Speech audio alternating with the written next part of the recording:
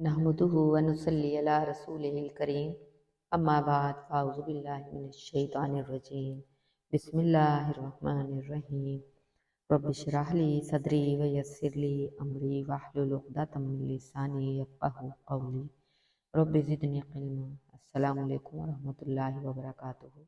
अल्हम्दुलिल्लाह, आज हम सूरह बकरा की आयत 104 ता 112 पढ़ेंगे इंशाअल्लाह। इससे पहले हमने सूरह बकरा की आयत नंबर 97 ता 103 पढ़ा था। इस रुकू में हमने बनी इसराइल के एक बोहतान का जिक्र पढ़ा था।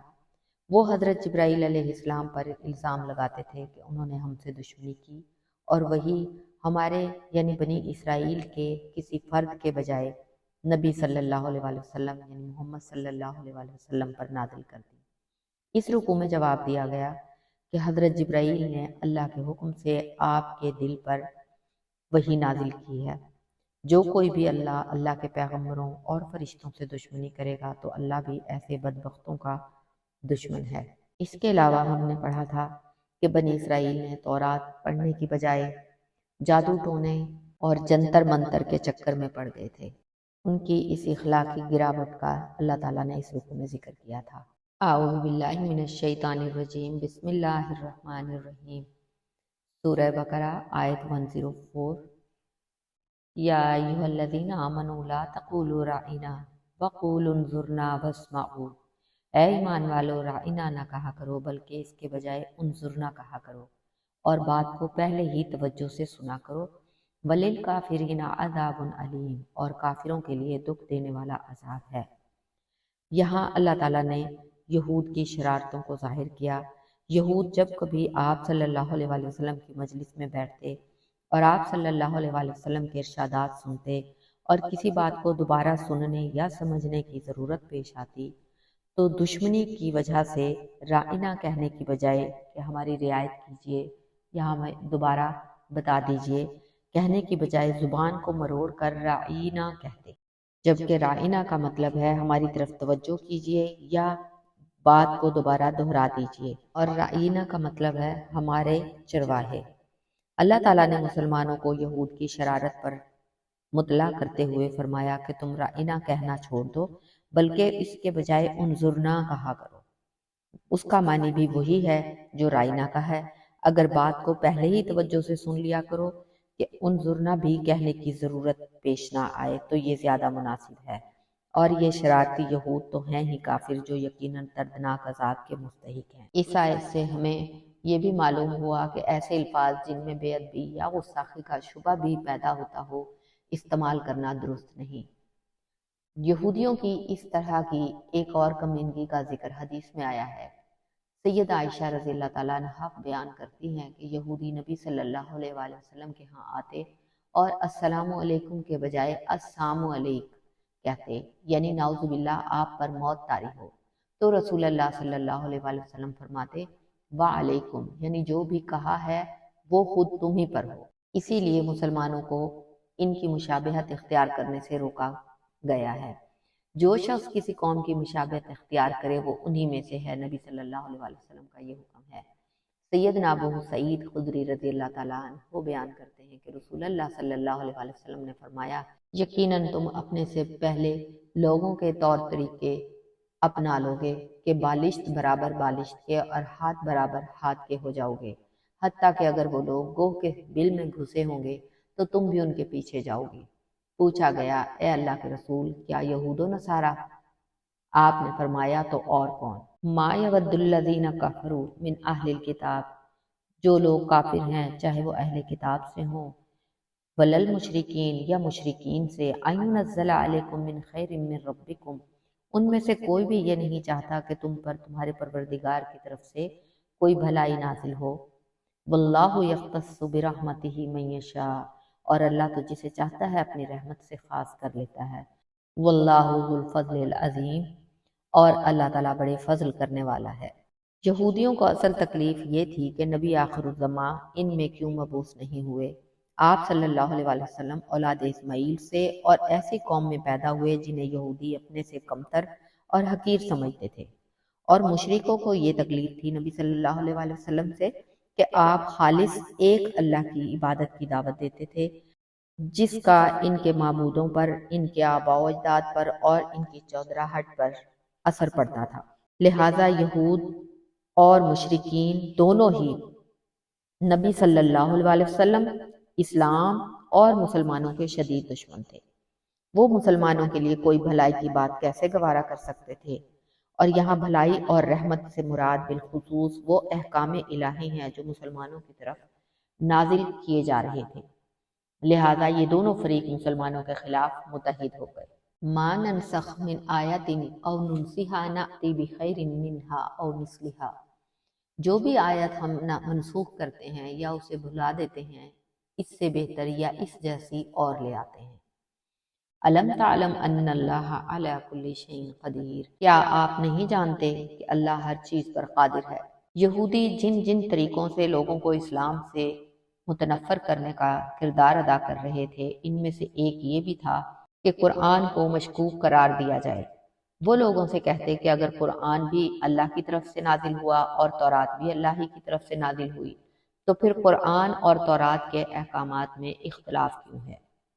دوسرا، اس اعتراض کا پہلو یہ تھا کہ قرآن میں ایک حکم نازل ہوتا ہے، پھر اس کی جگہ کوئی اور حکم آ جاتا ہے، تو کیا اللہ تعالیٰ کو یہ علم نہیں کہ میں پہلے کیا حکم دے چکا ہوں اور اب کیا دے رہا ہوں؟ یہود کے ایسے ہی اعتراضات کا جواب اللہ تعالیٰ نے اس آیت میں دیا اور فرمایا کہ نہ عیب پہلے حکم میں تھا اور نہ دوسرے حکم میں ہے، بلکہ حالات اور موقع کی مناسبت سے جس طرح کے احکامات کی ضرورت ہوتی ہے ویسے ہی دے دیے جاتے ہیں، اور اللہ تعالیٰ مالک الملک ہے، ہر چیز پر قادر ہے، جو چاہے وہ حکم دے سکتا ہے۔ نسخ کا معنی ہے بعد میں آنے والی شرعی حکم کے ساتھ پہلے کسی شرعی حکم کا ختم کر دینا، جیسے پہلے بیت المقدس قبلہ مقرر ہوا اور پھر بیت اللہ کی طرف منہ کرنے کا حکم ہوا، جیسے ہماری شریعت میں پہلی شریعتوں کے بہت سے احکام منسوخ کر دیے گئے۔ اس لیے انہوں نے عیسیٰ علیہ السلام کو جھٹلایا کہ انہوں نے تورات کے بعد احکام کیوں منسوخ کیے۔ قرآن پر بھی انہوں نے یہ اعتراض کیا کہ جب پہلا حکم اللہ کا تھا اور درست تھا تو وہ کیوں منسوخ ہوا؟ الم تعلم ان اللہ لہ ملک السماوات والارض، کیا آپ یہ نہیں جانتے کہ آسمانوں اور زمین کی فرما روائی اللہ ہی کے لیے ہے؟ وما لکم من دون اللہ من ولی ولا نصیر، اور یہ کہ اللہ کے سوا تمہارا کوئی خبر گیری کرنے والا اور مددگار نہیں۔ ام تریدون ان تسألوا رسولکم کما سئل موسیٰ من قبل، یا تم لوگ یہ چاہتے ہو کہ اپنے رسول سے ایسے ہی سوال کے اور مطالبے کرتے جاؤ جیسے اس سے پہلے موسیٰ علیہ السلام سے کیے جا چکے۔ وَمَن يَتَبَدَّلِ الْكُفْرَ بِالْإِيمَانِ فَقَدْ ضَلَّ سَوَاءَ السَّبِيلِ، اور جس شخص نے ایمان کی روش کو کفر کی روش سے بدل دیا، اس نے سیدھے راستے کو گم کر دیا۔ اس آیت میں مسلمانوں کو ایسی چیزوں کے بارے میں کثرت سوال سے منع کیا گیا جو ابھی وجود میں نہیں آئی تھی۔ نیز مسلمانوں کو یعنی صحابہ اکرام کو یہ تنبیہ کی جا رہی ہے کہ تم یہودیوں کی طرح اپنے پیغمبر سے سرکشی کے سوالات مت کیا کرو۔ گستاخانہ سوالات کو اللہ تعالیٰ نے ایمان کے بدلے کفر لے لینا قرار دیا ہے۔ اہل کتاب نے رسول اللہ صلی اللہ علیہ وسلم سے بھی ایسی ہی گستاخی کا رویہ اختیار کیا تھا۔ اسلام سے متنفر کرنے کا دوسرا طریقہ جو یہودیوں نے اختیار کیا تھا، وہ طرح طرح کے سوالات مسلمانوں کے سامنے پیش کرتے اور انہیں کہتے کہ اپنے نبی سے یہ بات بھی پوچھو اور یہ بھی پوچھو۔ اس پر اللہ تعالیٰ نے متنبہ کیا مسلمانوں کو کہ یہود کی تو یہ عادت رہی ہے، انہوں نے موسیٰ علیہ السلام کو مسلسل سوالات اور مطالبے کر کر کے تنگ کر دیا تھا۔ مسلمانوں کو بیجا سوالات کرنے سے منع کیا اور بتایا گیا کہ یہ کافرانہ روش ہے، اور یہ کام ایسے لوگ کرتے ہیں جو اطاعت اور فرما برداری پر آمادہ نہیں ہوتے، لہذا تم ایسے بے مقصد سوالات کرنے سے پرہیز کرو۔ جن باتوں کو اللہ اور اس کے رسول نے نہیں چھیڑا ان میں خام خواہ قرید نہ کرو۔ سیدنا سعد بن ابی وقاص رضی اللہ تعالیٰ عنہ بیان کرتے ہیں کہ رسول اللہ صلی اللہ علیہ وآلہ وسلم نے فرمایا، مسلمانوں میں سے سب سے بڑا مجرم وہ شخص ہے جس نے کسی ایسی چیز کے بارے میں سوال کیا جو حرام نہیں تھی مگر اس کے سوال کرنے کی وجہ سے حرام قرار دے دی گئی۔ اسی طرح سیدنا مغیرہ بن شعبہ رضی اللہ تعالیٰ عنہ روایت کرتے ہیں کہ بے شک آپ صلی اللہ علیہ وآلہ وسلم فضول گفتگو، کثرت سوال اور مال کو ضائع کرنے سے منع فرمایا کرتے تھے۔ سیدنا ابو ہریرہ رضی اللہ تعالیٰ عنہ سے روایت ہے کہ رسول اللہ صلی اللہ علیہ وآلہ وسلم نے فرمایا، اے لوگو، اللہ تعالیٰ نے تم پر حج فرض کیا ہے تو تم حج کیا کرو۔ ایک آدمی نے عرض کی، اے اللہ کے رسول، کیا حج ہر سال فرض ہے؟ اس نے 3 بار یہ پوچھا اور آپ خاموش رہے۔ پھر فرمایا، نہیں، اگر میں ہاں کہہ دیتا تو حج ہر سال واجب ہو جاتا اور تو تمہیں ہر سال کرنے کی استطاعت نہ ہوتی۔ مجھے چھوڑ دو، یعنی مجھ سے سوال نہ کرو جب تک میں تمہیں چھوڑے رکھوں، یعنی جب تک میں تمہیں حکم نہ دوں، کیونکہ تم سے پہلے لوگوں کو کثرت سوال اور اپنے انبیاء سے اختلاف ہی نے تباہ اور برباد کر دیا تھا۔ لہذا میں جب تمہیں کوئی حکم دوں تو اپنی طاقت کے مطابق اسے بجا لاؤ، اور جب کسی چیز سے منع کروں تو اس سے مکمل اجتناب کرو۔ سیدنا انس بن مالک رضی اللہ تعالیٰ عنہ بیان کرتے ہیں کہ ہمیں منع کر دیا گیا تھا کہ ہم رسول اللہ صلی اللہ علیہ وآلہ وسلم سے کسی چیز کے بارے میں سوال کریں، اس لیے ہماری خواہش ہوتی تھی کہ کوئی دیہاتی آدمی آئے اور وہ آپ سے پوچھے اور ہم سنیں۔ کثیر من اہل الکتاب لو یردونکم من بعد ایمانکم کفارا، اہل کتاب میں سے اکثر لوگ یہ چاہتے ہیں کہ تمہارے ایمان لانے کے بعد پھر سے تمہیں کافر بنا دیں۔ حسدا من عند انفسہم من بعد ما تبین لہم الحق، جس کی وجہ ان کا وہ حسد ہے جو ان کے سینوں میں ہے، جبکہ اس سے پہلے ان پر حق بات واضح ہو چکی۔ تو اے مسلمانوں، فاعفو واصفحوا حتی یاتی اللہ بامرہ، اے مسلمانوں انہیں معاف کرو اور ان سے درگزر کرو یہاں تک کہ اللہ تعالیٰ خود ہی اپنا حکم بھیج دے۔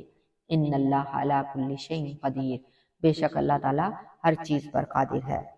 یہود کے حسد اور عناد کی وجہ تو اوپر ہم پڑھ چکے ہیں، اس لیے کہ وہ یہ چاہتے تھے کہ مسلمانوں کو مختلف طریقوں اور حیلوں بہانوں سے اسلام سے پھیر دیں اور مسلمانوں کی قوت کو کمزور کر دیں۔